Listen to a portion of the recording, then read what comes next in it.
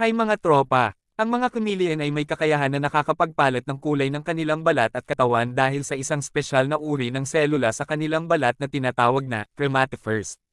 Ang mga chromatophores ay kapag gumalaw ay nagbabago ng kulay at nagpapakita ng iba't ibang kulay depende sa kapaligiran ng chameleon. Ginagamit ng chameleon ang pagbabago ng kulay bilang pagtatago mula sa mga kaaway at mga predator o bilang paraan upang mag-adjust sa temperatura ng paligid nila. Ang mga chromatophores ng chameleon ay binubuo ng isang uri ng selula na tinatawag na iridophores at melanophores.